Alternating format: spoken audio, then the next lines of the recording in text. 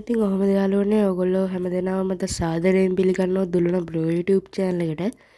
ඉතින් අද අරන් ඇවිල්ලා තින්නේ කීප දෙනෙක් මේ ඉල්ලපු මෙන්න මේ පේන අපේ Defender එකේ review එකක් තමයි අද අරන් ඇවිල්ලා තින්නේ. ඉතින් අද ඔයගොල්ලන්ට මේකේ unboxing එකක් නම් බලා ගන්න පුළුවන් වෙන එකක් නැහැ. මොකද මම Defender එක ගෙනල්ලා දැන් සති 3කට ආසන්න කාලයක් වෙනවා.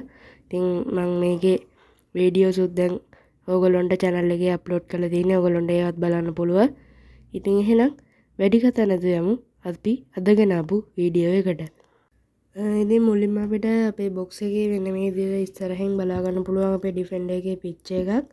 ඒ වගේම මෙන්න මෙතන සඳහන් කරලා තියෙනවා අපේ MN model logo එක මේගොල්ලෝ මෙතන සඳහන් කරලා තියෙනවා.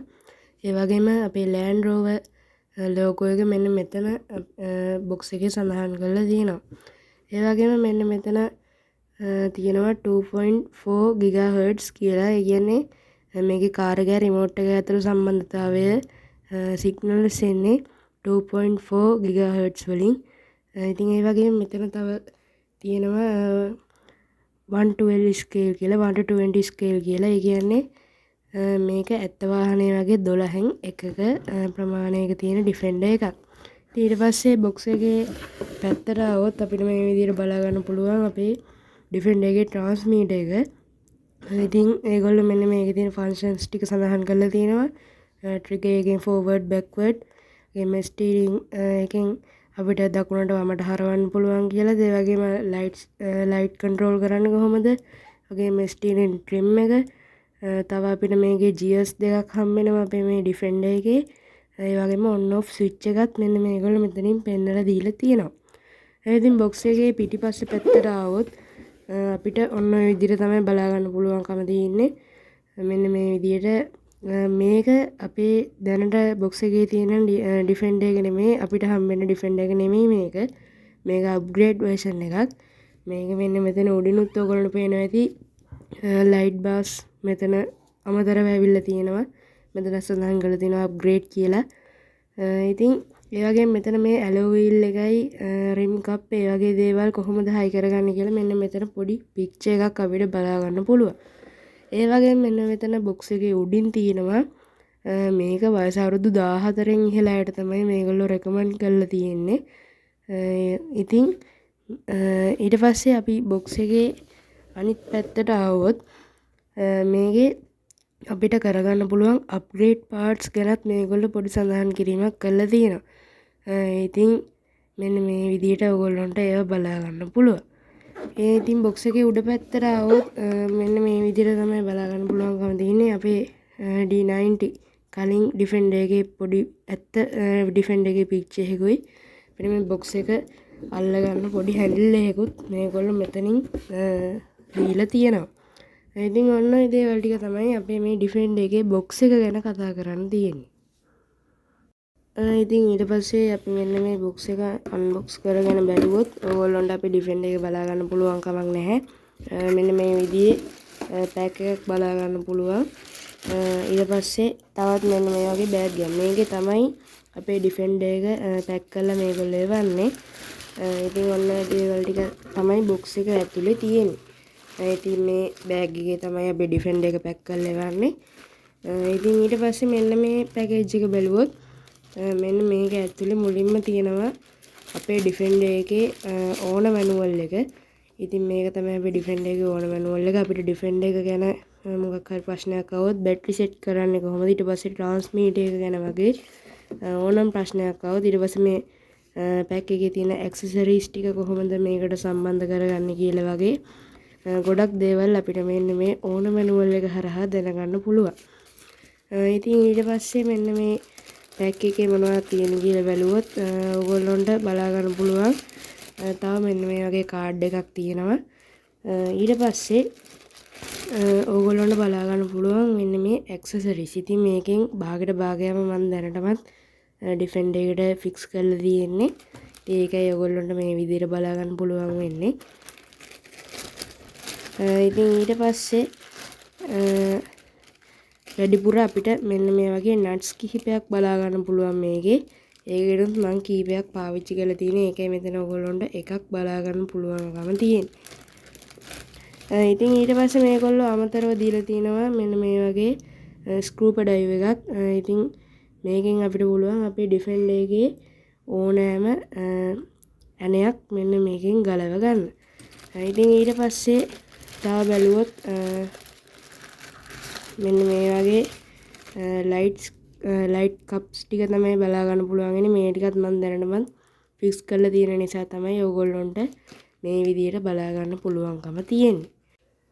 ඉතින් ඊට පස්සේ අපේ වාහනේ අපිට මෙන්න මේ විදිහට තමයි බලා ගන්න පුළුවන්කම තියෙන්නේ. අපේ ඩිෆෙන්ඩර් එක. ඉතින් ඔන්න ඔය විදිහට තමයි ඩිෆෙන්ඩර් එක බලා ගන්න පුළුවන්කම තියෙන්නේ. ඉතින් ඔයගොල්ලන්ට පේනවා ඇති අර පැක් එකේ තිබිච්ච ඇක්සසරිස් එහෙම මම මේකට දැනටමත් ෆික්ස් කරගෙන තියෙන්නේ. ඉතින් ඒ වගේම අපිට මේ ඩිෆෙන්ඩර් එකේ රිමෝට් එක මෙන්න මේ විදිහට තමයි බලා ගන්න පුළුවන්කම තියෙන්නේ.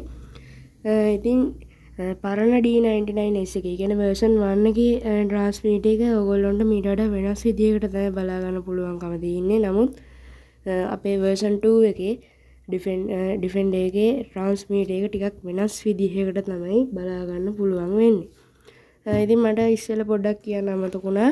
අපේ අර පැක් එකේම අපිට මේකේ ඩිෆෙන්ඩර් එකේ බැටරිය charge කරගන්න අදාළ charging cable එක බලා ගන්න පුළුවන්. සාමාන්‍යයෙන් හොඳ දිග ප්‍රමාණයකට තියෙනවා පේන ඇති ඔයගොල්ලොන්ට. මෙන්න මේ විදිහට තමයි ඔයගොල්ලොන්ට charging cable එක බලා ගන්න පුළුවන්කම තියෙන්නේ. ඉතින් ඊට පස්සේ රිමෝට් එකේ පොඩි විස්තර ටිකක් ගැන කතා කරොත් රිමෝට් එකේ ඉස්සෙල්ලාම ඔයගොල්ලොන්ට මෙන්න මේ විදිහට බලා ගන්න පුළුවන් ෆන්ක්ෂන්ස් ටික. ඉතින් උඩින්ම තියෙනවා අපේ ස්ටීරින් ට්‍රිම් එක. මෙන්න මේ විදිහට අපේ වාහනේ හරියට කෙලින් යන්නේ නැත්නම් අපිට පුළුවන් මේක එහාට මෙහාට කරලා වාහනේ කෙලින් යන විදිහට හදාගන්න. ඉතින් ඊට පස්සේ මෙන්න මේකෙන් අපිට අපේ වාහනේ ගියර්ස් දෙක මාරු කරන්න පුළුවන්. ලෝ මෝඩ් සහ හයි මෝඩ් කියලා කොටස් දෙකකට. ඒ වගේම මේකෙන් තමයි අපේ වාහනේ හෙඩ්ලයිට් ඔන් ඔෆ් කරන්න සහ ඩබල් සිග්නල් ඔන් ඔෆ් කරන්න පුළුවන් අපිට මෙන්න මේ බටන් එකෙන්. ඊට පස්සේ මෙන්න මේක තමයි අපේ ඔන් ඔෆ් ස්විච් එක. අපිට පුළුවන් ඔන්න ඔය විදිහට ඔන් කරගන්න. ඔයගොල්ලොන්ට පේනවා ඇති ලයිට් එක බ්ලින්ක් වෙනවා නිල් පාටට. ඉතින් ඔන්න ඔය දේවල් ටික තමයි ගැන තමයි අපේ මෙන්න මේ රිමෝට් එක ගැන කතා කරන්න තියෙන්නේ. ඉතින් ඊට පස්සේ අපේ වාහනේ පැත්තට පොඩ්ඩක් ගියොත් මෙන්න මේ විදිහට තමයි වාහනේ බලා ගන්න පුළුවන්කම තියෙන්නේ. වාහනේ පිටිපස්සේ පැත්තට આવොත් මෙන්න මෙතන තමයි මේකේ ඔන් ඔෆ් ස්විච් එක තියෙන්නේ. ඉතින් ඔන්න ඔය විදිහට ඔන් කරගත්තාම ඔයගොල්ලෝ සවුන්ඩ් එකකුත් එක්ක අපේ රිමෝට් එකත් එක්ක මේක කනෙක්ට් වුණා කියලා බලා ගන්න පුළුවන්. ඔන්න ඔය විදිහට හෙඩ්ලයිට්ස් දැන් ඔන් වෙලා තියෙන්නේ. ඉතින් මම දැන් මේකේ රිමෝට් එකේ ෆන්ක්ෂන් එක අපේ කාර් එකෙන් කරලා පෙන්නන්නම්. ඉතින් මේක තමයි ට්‍රිගර් එක. මම වාහනේ මේ පැත්තට හරව ගන්න.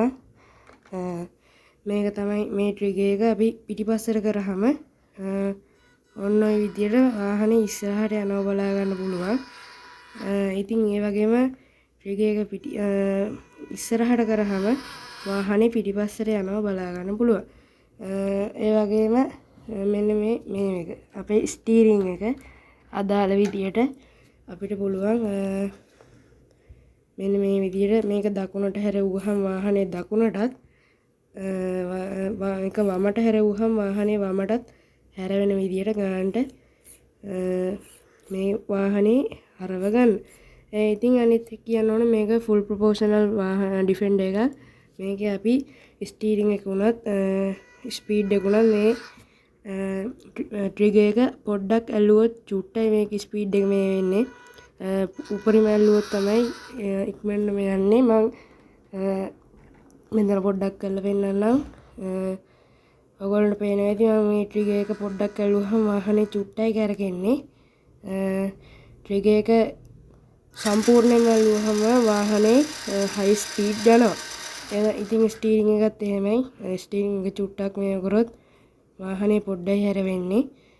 ස්ටීරින් එක ගොඩක් මේ කරොත් වාහනේ ෆුල් හැරවෙනවා. ඉතින් ඒකට තමයි ෆුල් ප්‍රොපෝෂනල් කියන්නේ. ඊට පස්සේ වාහනේ ලයිට් සිස්ටම් එක ගැන කතා කරොත් මෙන්න මේ බටන් එකෙන් අපිට පුළුවන් මේ හෙඩ්ලයිට් ඔන් ඔෆ් කරගන්න. ඔයගොල්ලන්ට පේනවා ඇති. ඒ වගේම අපිට පුළුවන් මේක ලොන්ග් ප්‍රෙස් කරගෙන හිටියහම මේකේ ඩබල් සිග්නල් ඔන් කරගන්න. ඉතින් මම දැන් පෙන්නන්නම් මේකේ සිග්නල් ලයිට් බ්‍රේක් ලයිට් එහෙම කොහොමද වැඩ කරන්නේ කියලා. ඉතින් වාහනේ මෙන්න මේ විදියට හැරවනකොට වමට හරවනකොට වම් පැත්තේ සිග්නල් ලයිට් එකත් දකුණට හරවනකොට දකුණු පැත්තේ සිග්නල් ලයිට් එකත් වැඩ ඔයගොල්ලන්ට බලා ගන්න පුළුවන්. පිටිපස්සෙත් ඒ විදියම තමයි මම පෙන්නන්නම්.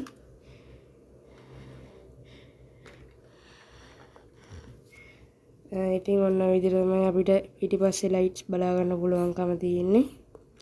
ඉතින් ඒ වගේම මේක රිවර්ස් එකට ගන්නකොට මේකේ රිවර්ස් ලයිට් වැඩ කරනවා අපිට බලා ගන්න පුළුවන්. ඔන්න ඔය විදිහට රිවර්ස් ලයිට්. ඒ වගේම අපිට මේකේ බ්‍රේක් ගහන්නත් පහසුකම් මේගොල්ලෝ දීලා තියෙනවා. වාහනේ එකපාරට ඇක්සලරේට් කරලා එකපාරට මේව කරාම ඕගොල්ලොන්ට මේකේ බ්‍රේක් ගහන්න පුළුවන් හැකියාව තියෙනවා. හැබැයි ඕගොල්ලෝ ගොඩක් එක දිගට මේකේ බ්‍රේක් ගහන්න යන්න එපා. මොකද මේක ඇතුලේ තියෙන දැතිරෝධ එහෙම පොඩ්ඩක් ඉක්මනට ගෙවෙන්න වගේ බලනවා එහෙම ඉක්මනට බ්‍රේක් ගහනකොට. ඉතින් යාළුවනේ මේකේ බැටරිය අපිට සම්බන්ධ කරගන්න තියෙන්නේ මෙන්න මේ මෙතන බොනට් එක ඔන්න විදියට ඕපන් කරගත්තාම අපිට පුළුවන් මෙන්න මේ විදියට බැටරි එක මෙතන සම්බන්ධ කරගන්න. ඉතින් මම බැටරි එක ගැන පොඩි හඳුන්වීමක් කරන්න. මේක 7.4 වෝල්ට් මිලි ඇම්පියර් 1200ක බැටරි එකක්. ඉතින් හොඳ පවර් එකක් තියෙන බැටරි එකක්. ඉතින් මේ බැටරි එක අපිට පුළුවන් මෙන්න මේ විදිහට මෙතෙන් සම්බන්ධ කරගන්න. ඒ වගේම අපිට මේක charge කරන්න ඕනහම මෙන්න මේ charging cable එකට ඔන්න විදිහට සම්බන්ධ කරලා අපිට පුළුවන් මෙන්න මේක charge කරගන්න. ඒ වගේම තවත් විශේෂ දෙයක් කියන්න ඕන මේකේ බැටරි එක අඩු වේගෙන එනකොට මේ අපේ ඩිෆෙන්ඩර් එකේ ලයිට් ඔක්කොම බ්ලින්ක් වෙන්න ගන්නවා. ඉතින් ඒකෙන් ඕගොල්ලොන්ට හොයාගන්න පුළුවන් අපේ ඩිෆෙන්ඩර් එකේ බැටරි පර්සන්ටේජ් එක අඩු වෙගෙන ඉන්නේ කියලා. ඉතින් ඒ වගේම අපේ මෙන්න මේ බැටරි එක සාමාන්‍යයෙන් ෆුල් charge වෙන්න පැයක් වගේ charge කරන්න ඕන. පැයක් වගේ ඇතුළත මේක charge වෙනවා. ෆස්ට් ටයිම් අරගෙන charge කරනවා නම් මේක සාමාන්‍යයෙන් 2 hours වගේ charge කරාම ඇති. ඊට පස්සේ charge කරනකොට පැයක් වගේ සාමාන්‍යයෙන් charge කරා නම් මේක ප්‍රමාණවත් හොඳට charge වෙනවා. ඉතින් ඊට පස්සේ ඔන්න ඔය දේවල් ටික ගැන තමයි බැටරිය ගැන සහ මේක charge කරන ගැන කියන්න තියෙන්නේ. ඉතින් ඊට පස්සේ තවත් විශේෂ දෙයක් කියන්න ඕන. ඔයගොල්ලොන්ට පේනවද දන්නේ මෙන්න මේ මෙතන යට තියෙනවා chassis අපේ ඩිෆෙන්ඩර් එකේ chassis එක. මේ chassis එක සම්පූර්ණයෙන්ම ඉන්නේ මෙටල් වලින්. ඉතින් මේක නම් කොහෙත්ම කැඩෙන්නේ එහෙම මුකුත් වෙන්නේ නැහැ. සම්පූර්ණයෙන්ම මේ chassis එක ඉන්නේ මෙටල් වලින්. ඒ වගේම කියන්න ඕන මේකේ ෂොක්ස් ගැන සාමාන්‍යයෙන් ඔයිල් ෂොක්ස් නම් නෙමෙයි එන්නේ. නමුත් හොඳ ප්‍රමාණයකට මේකේ ෂොක්ස් වැඩ කරනවා. ඕගොල්ලොන්ට පේනවා ඇති. මේ විදිහට එක රෝදයක් ඉස්සුවහම අනිත් රෝද තුනම බිම ගෑවෙන විදිහට තියෙන්නේ. ඔන්න ඔය විදිහට. ඉතින් මේකේ ෂොක්ස් එහෙමත් හොඳ මට්ටමක තියෙනවා. ඒ වගේම කියන්න ඕන මේක මෙහෙම තිබ්බට සාමාන්‍යයෙන් කිලෝ 1කට ආසන්න ප්‍රමාණයක් මේක බරයි. ඒ වගේම මේක මම ඉස්සෙල්ලා කිව්වා වගේ මේක 1 to 12 ස්කේල් ඇත්ත වාහනේ වගේ 12න් එකක්. ඊට පස්සේ කියන්න ඕනේ මේකේ බොඩි එක සාමාන්‍යයෙන් මේකේ බොඩි එක හදලා තියෙන්නේ හાર્ඩ් ප්ලාස්ටික් වලින්. ඉතින් ඒ වගේ මම මේක අරන් තියෙන්නේ ග්‍රේ කලර් එකකින්. ඔයගොල්ලන්ට ඕන නම් මේක ග්‍රීන් රෙඩ් වගේ කලර්ස් වලින් ගන්න පුළුවන් හැකියාව තියෙනවා. ඉතින් තව දෙයක් කියන්න ඕන මේකේ ටයර්ස් ගැන කතා කරොත් හොඳ සොෆ්ට් රබර් ටයර්ස් තමයි මේකේ මේගොල්ලෝ අපිට දීලා තියෙන්නේ. ඒ වගේම තවත් විශේෂ දෙයක් කියන්න ඕන. ඒක මට ඉස්සෙල්ලා කියන්න අමතක වුණා.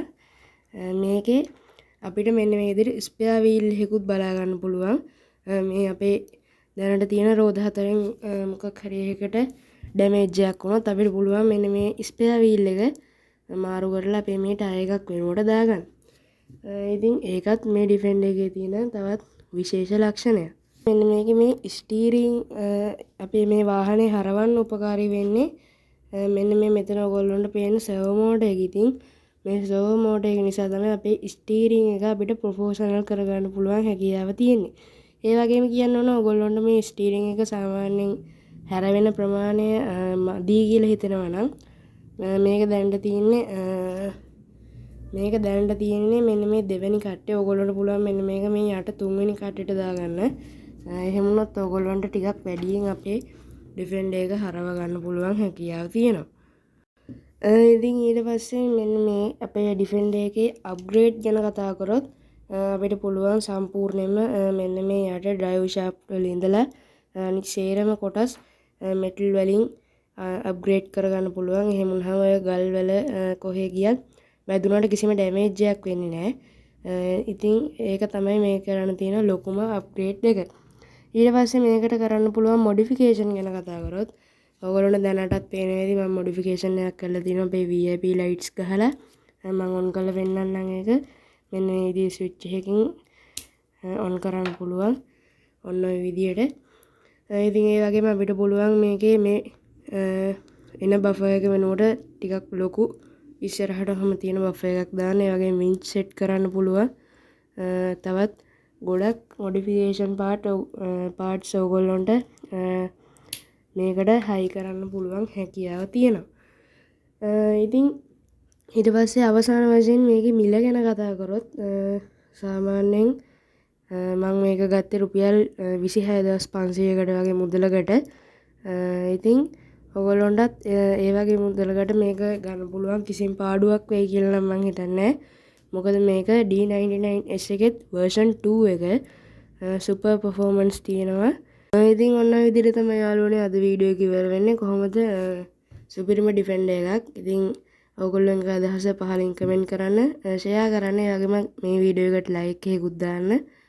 තවමත් subscribe කරලා නැත්නම් subscribe කරලා දිගටම එකතු වෙලා ඉන්න. ඉතින් ඔන්න ඔය විදිහට අද වීඩියෝ එක ඉවර වෙනවා. ඉතින් එහෙනම් ඔයගොල්ලෝ හැමෝටම සුබ දවසක්.